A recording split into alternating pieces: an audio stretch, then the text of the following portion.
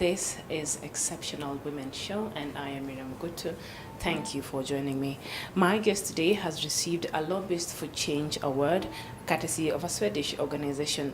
She is a domestic violence survivor and also a champion for human rights, Racheal Mwikali. Thank you. Thank you for joining me on the show today. Karibu. So we'll get to what you do in the grassroots, but first, who is Racheal Mwikali? Racheal Mwikali is a women rights activist and also a proud happy African feminist, born and raised in Mathare. Yeah. So when you say you're a proud African feminist, how is that different from a European feminist? There's this notion like when you're a feminist in Africa, you're not happy, you're against men, you're sadist. But for me, I'm a happy one. Yeah. And why do you think a lot of people imagine if you are a feminist, then you're anti-men, you don't care for men, you don't want anything to do with it? Is that the truth about being a feminist, really? No, it's not the truth, but mostly it's been categorized by patriarchal sphere. And now we are being socialized. We are told like most decisions are made by men. So anything which is more women power, the men wants to make it not, they want to say it's not African. Okay. Of which for me sometimes I say it's an insult when I talk about women's rights, and you tell me it's not African, looking whereby maybe black is more African, so I don't need to, when I fight my right, I don't need to ask permission. Yeah. So when it's being fought so much, especially culturally by our men, because you know the way we've been socialized, men are different from women. And there's this argument that has been making rounds that, you know, a lot of organizations and people have been focusing on empowering the girl child. So in the end, people neglected the boy child. So now this girl child comes back empowered, and the boy doesn't know what to do with this new improved woman. So does that argument hold? For me, it doesn't hold. Can our men handle powerful women? Yeah, they can. Okay. Because for me, like for example, if a man cannot handle me when I'm powerful, then I don't need to be with that man. And sometimes when we say girls' issues are being dramatized, why can't the men also start championing the issues of boy child? Because for me, I understand better when you have cramps than when a boy masturbates or gets circumcised. Okay. So I feel it's a collective work, whereby also it goes back on how we also mentor our kids. Because for example, when we are growing up our kids, the way we socialize them, we are told as a man you need to be tough. Yeah, you don't as show a woman, emotions. You don't show emotion. As a woman, when you grow up, aspire to be married, but you don't teach the boy the same. So for me, when it comes to gender roles, it has to be the same. When like if you ask me, feminism is not new in Africa. It used to be there before. Like when our also grandmothers used to refuse early marriages or used to refuse when they're being battered. That is feminism for me. So it goes back to we as the generation we are. How do we raise our kids in such a way you don't tell them, this is a boy's work, this is a girl's work, but instead make a collective whereby it needs to be more on complementing each other.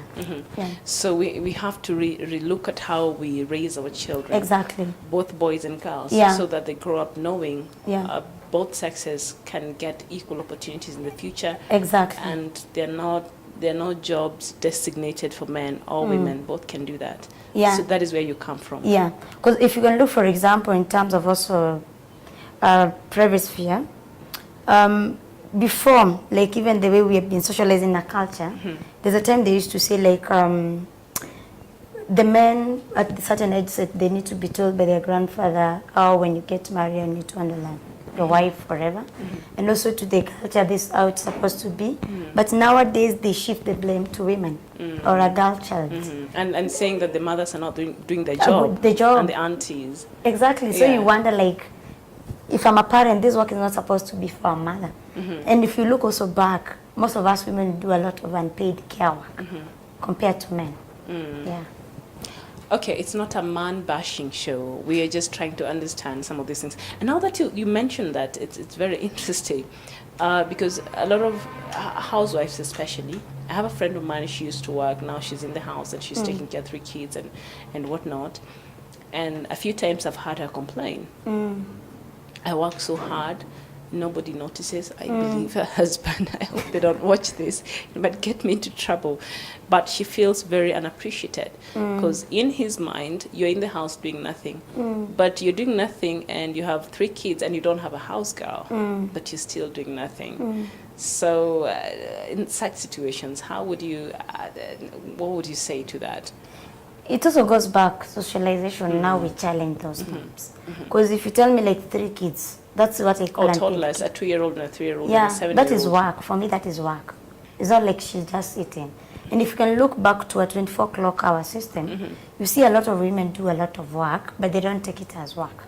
You find, even also for the career women, you see them waking up also at 4, taking care of kids, preparing the kids, at the same time preparing the man to go to work. At the same time, she sleeps late. Also, our women back, like where I'm coming from, most women even wake up at 4 to prepare the kids, to go and look for water, to prepare breakfast, wash clothes, do a lot of stuff. But even when the husband comes back, he's expected to cook, to do everything. And then we're not complimenting. It's unfair. It's unfair. All right, I would push that conversation because but let's just move on with something else. So when did you start your involvement with human rights?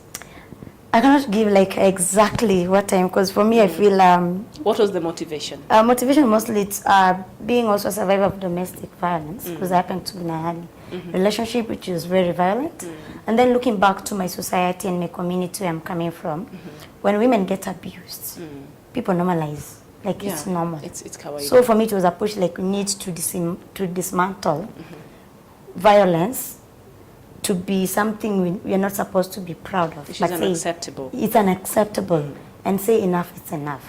Yeah. Okay, so that is when you felt you needed to have a voice for such people who sometimes, and you know, especially abuse happens to both men and women nowadays. It's only that women easily can report, but the male folk feel ashamed and they're not able to speak up. So how would you encourage people in relationships or situations that are potentially risky even for their own lives? Yeah, like violence is violence, and it's unacceptable. Whether it happens to a man or a woman, it's unacceptable. But that's what I was telling you in terms of also like feminism and patriarchy. Men, when you abuse, you're like, I don't want to speak about it because my friends will laugh at me. But it's wrong. Men should also come up and speak about it. And say, like, if they've been violated, this is what happens. And also when our issues need to be taken seriously. The same to our women, like a woman like me. Violence is not super good. Because it also reduces your self-esteem. But also it depends, like the one we have,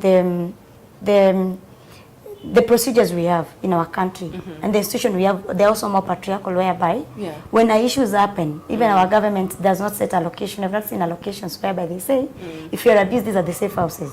They are not like a good legal system. Even if in the police office you go and the police stations, they don't have that? They have it, but it's not effective.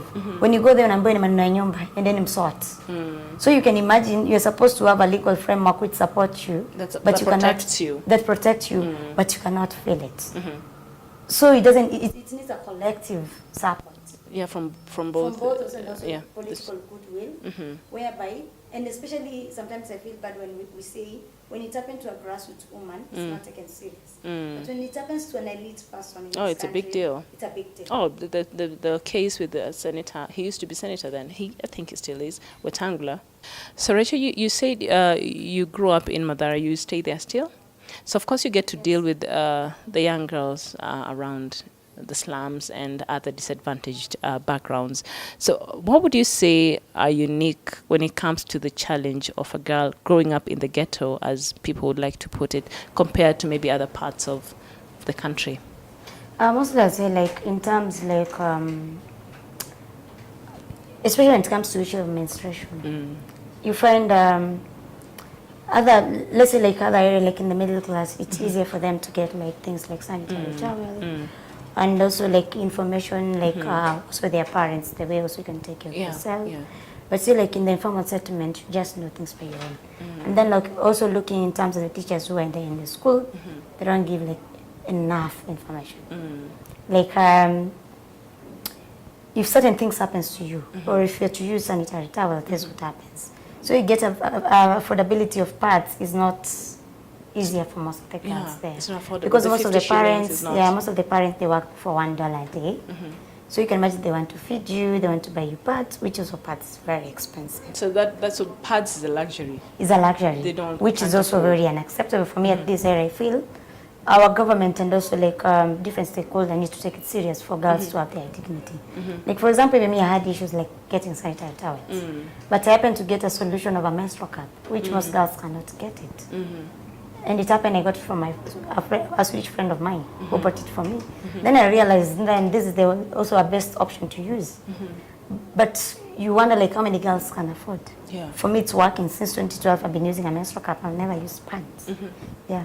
And also in terms of also like opportunity and information, you find there in the informal settlement, when you talk about your right, you look as if you are cast to the community. You're trying to fight the You're a men. rebel.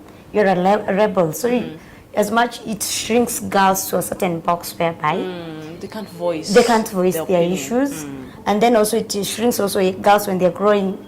When you're told like you can be successful but not too successful, you can intimidate a man. Oh, okay. You can be ambitious but not too ambitious. So it puts you in a certain cage. And sometimes looking around, they don't have their role models. They don't have a mother to show them you can be this or an auntie to show them you can be different. But in terms of mothers, I can put sometimes a plus on the mothers.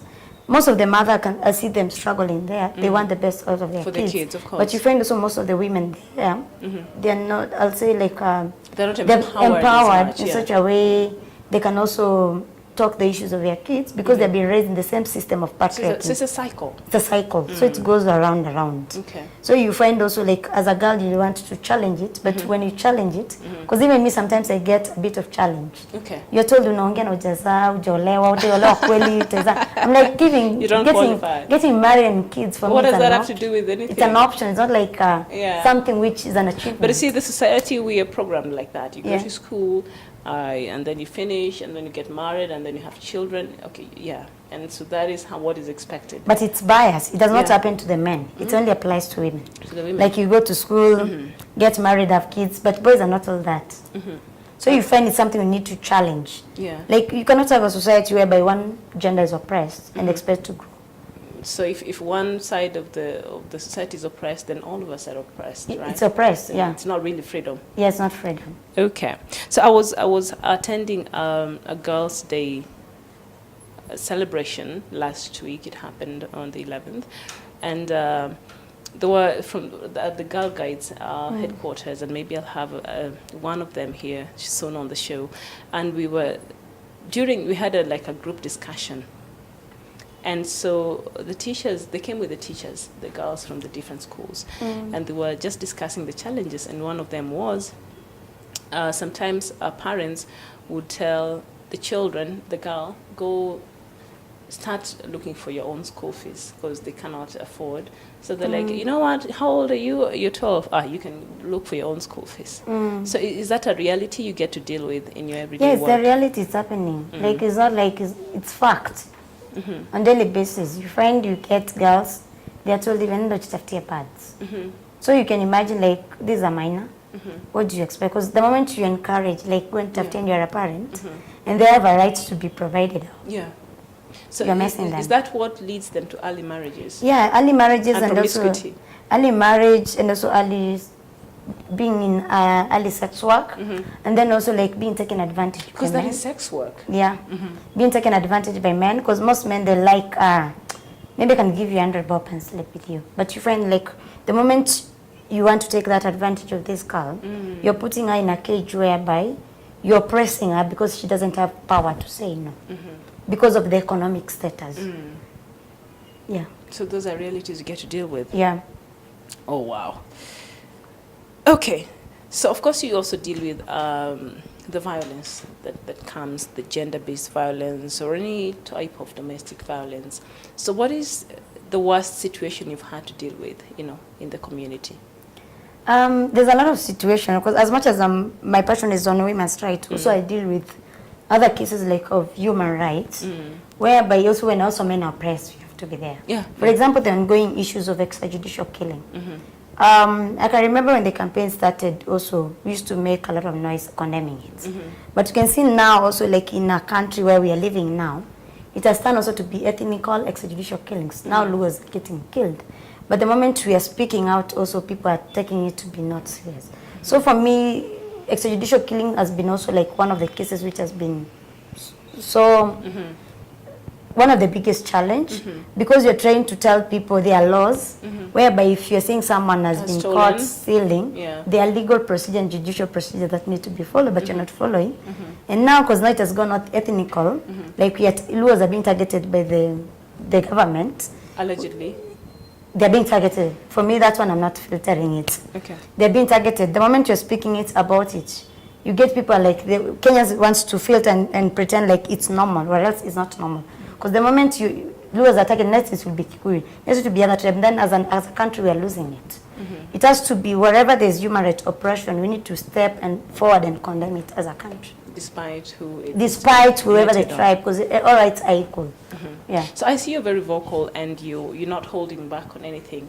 Has your being outspoken, has it ever gotten you into trouble? I know it has gotten my brother into trouble.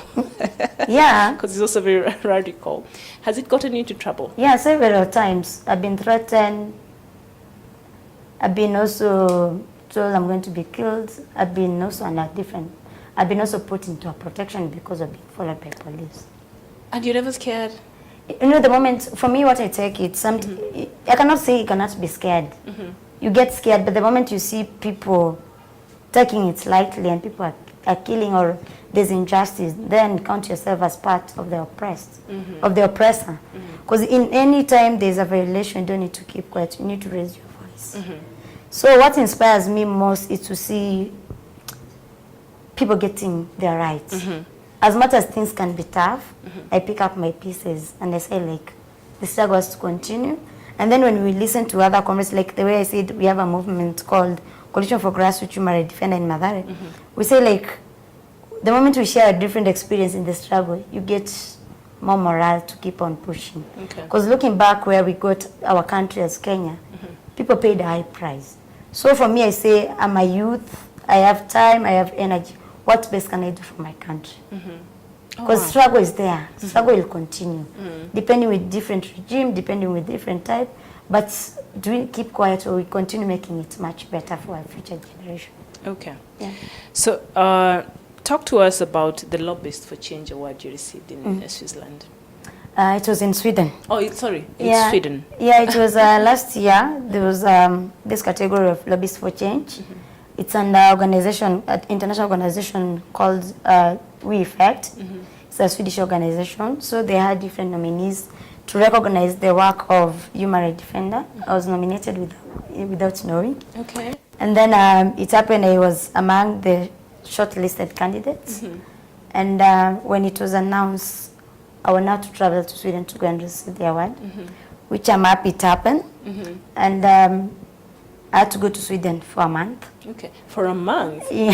But the award was only for a day. Girl, you went to vacation in Sweden. How was it? The award was for around 4 days, but also I had some friends there who also wanted me to stay a bit longer. Okay. So they had to organize like my stay. So I went to Sweden. For me, but it was a surprise. And this is a pleasant surprise. Yeah, it was a surprise, and also for me, I did not see it as my award. I saw it as an award which also amplifies the work of grassroots activists and visibility of our work on what we do. If such a big organization can, like We Effect, can recognize our work, and me, I'm down there in Mathare, and yes, I've been in the struggle, I've been in the forefront, but someone has seen like what we are doing. It was humble and much appreciative to me. So I went there. I had to go to a very beautiful island called Visby. Okay. It was a time of, this time in Sweden, in summer, it's called Almedalen, whereby different stakeholders, politicians, the government, civil society, companies, people meet, and they have different forums. That's why I had like my workshop to do like how did I start my activism, different struggle that I've been involved, and how is it being especially a women rights activist and a young feminist in the informal settlement. So that's when I did the presentation. It was in the morning. And then I received the award. Yeah, and then we won $10,000, which we didn't have an office. That is $1 million Kenyan shillings. Yeah, it's $1 million Kenyan shillings. So did you bring some, girl? So like part of the money, we said like as a movement, let it go like paying our rent, which now we got an office in Mathare, and another one in Kangemi. And another man was supposed, we had this vision of starting a movement building and social justice program, fellowship program, whereby we, to make the work of activists to be felt, whereby also to make people activists, not only to be rich or anybody, to try to remove that mentality. For you to be an activist, you need to be a celebrity. For you to be an activist, you have to be seen in the media. But to make that woman who also has that courage when a woman is being violated and help, or when someone sees an oppression happening and say enough it's enough, to make them understand they're also activists. Yeah, so another one, we went to build our website, which was ACT, after we condemned a killing that was done by a police officer. Yeah, and then another. So it was shut down? It was ACT. We have tried to bring it back, but you're working on it. Hard, yeah. And then some of the money also, we say like with the running also of the office things. Yeah. Okay. Yeah. Wow. So you said, do you ever fear for your life? Definitely you have, but when you're quiet, it's not helpful. It's not helpful. You have to leave a legacy behind. Like every revolutionarist, you have to pay ultimate price. Yeah. So of course, in Kenya, when you look at the Kenya today, especially after the elections, we saw a number of women being elected compared to previous elections. So it's a good thing for the women. For the first time, we had 3 governors elected as women, and others across the country, the number of women has gone up. Do you think with these many women in decision-making positions, then maybe some of these laws, you know, might be, will that make a difference for you as a woman? Yeah, I'm happy, like this time most women were elected, but we need to work on it. It's a process. Still, the 2/3 gender rule has not been met. Has not been met. What I feel is that we need also to start building a movement in Kenya whereby, for the existing movement that are there for women movement, we need like to lobby whereby we ensure so we get more women from the grassroots. Who are going to talk about also our issues. Yeah, we have them there, but I think we need more of other women. Yeah, who can talk also our issues. Because still the parliament is very patriarchal. The men still there believe like they need to make decision at their head. On everybody else's and behalf. Everybody decision. Because there's no way you can tell me men can bring a policy that favors women, whereas they have this culture like when we women are empowered, they feel threatened. But I would want to imagine a lot of men in that parliament have emancipated. They're a bit, they've seen the light. I would believe that. They might see the light, but they don't believe like giving women power. Yeah, like you can so see. So they like, still look at you like a woman. You're a woman. Still, most of them like there's different being employed and being empowered. Being employed can get the money, but being empowered, some of them are still in that culture whereby women become a option, but not all of them. Like I respect like the honorable member of Kibra, like Ken Okoth. Yeah, he pushes issues when it comes to women issues. Like even last year, this year when we had a solidarity march for American sisters when Trump was elected, he was among the parliamentarians who were in the forefront. Oh, he joined? To be in us, like it was like Racheal, we cannot give you together in this. Yeah, I can agree. There are some progressive men there, but we need more women. Progressive men. Yeah, okay. But not all. Not all. Yeah.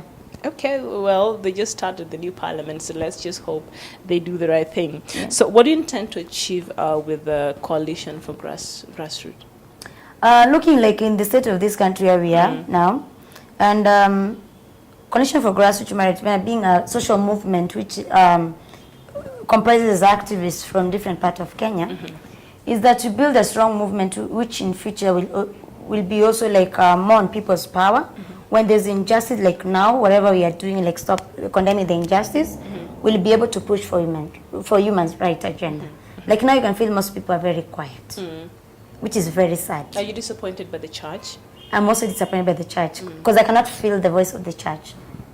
There's a lot of murder happening. There's a lot of human rights violation, but I cannot feel the church.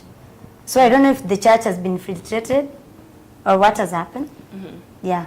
So I'm looking forward for the grassroots activists pushing the human rights agenda forward, but also in terms of organizing, reclaiming the space, yeah, to be on people's power. Yeah. reclaiming the space. Yeah. You just reminded me of a certain senator in the U.S. and she was talking during a parliament proceedings, and a male counterpart was interrupting her and interrupting her time. So she kept saying, "Reclaiming my time." Yeah. Hashtag reclaiming my time actually trended for a while. Because the space cannot be given. You have to fight for it. Reclaiming my time. Yeah. Okay, so were you to be nominated as a member of parliament, Miss Racheal Mwikali? No. You don't need to. No. But what I know, like in terms of everything. For me, I take human right to be political. When you lack money, like an employment issue, it's political. When you lack, when our rights are not respected as women, it's political. When there's no security, it's political. So for me, most people confuse like I'm to more politics when that's, but I'm just on my space whereby, as much as one things to go, so we go political. Like now, there's issues of when there was issue of hunger, we were very clear and specific. No hunger, no election. And our voice was heard. But when we were here in Tomboya, doing that campaign, people used to think we are mad. Like, what when we were jinga? It cannot happen. But immediately when we push it as a political agenda, it was heard and hunger reduced price. Yeah. So for me... And you're still buying it at 90? 90, which is unless they change it. No. But our constitution gives us a right to cook na chakula. Okay, so why would you encourage women women or men to speak out, especially when it comes to violence? First and foremost thing is that violence is bad, and it tears you down, and it's unacceptable. So we should not justify violence in any way, because the moment we start from the smallest unit, which is the family, it goes up to the national level. So we should not like justify or wait when it's overboard. You say now it's violence. Sometimes most people it's my fault. Yeah, and that's why sometimes I blame the church, with all the due respect of the church. That's why I say sometimes matters human rights haitaki imani ya kanisa. Because utaambiwa pastor taomba utapona. And we have seen a lot of cases whereby unasikia somebody was murdered. And that's when you say haki tungejua. Ama mtu alikatwa. Ama mtu alikatwa mkono kama mwende, you say tungejua. So it's a matter of or even those men who lost their manhood. I mean, also we should not like justify it, whether it's from men or from women. It needs to be also like a campaign is taken nationally. And on my side, that's why I say like we need to move 16 days of activism from an event to a process, whereby we know this is something that tears people apart in terms of their self-esteem, in terms of psychological, and they need to be also given psychological support, which in our country we don't have that mechanism. And it needs to be more effective, whereby women issues are taken serious. Okay. Yeah. Okay. So you coordinate the Pan-African Grassroots Women Liberation Movement. Yeah. Tell us about that as we close. Yeah, because like the Pan-African Grassroots Women Liberation, we started it, was it 2014? Yeah, after the Pan-African Congress, which was in KICC. We realized when you talk about Pan-African, on our side, we saw like, it's also a bit, yes, I'm a Pan-Africa, but we cannot say some certain rights are not African, others are Western.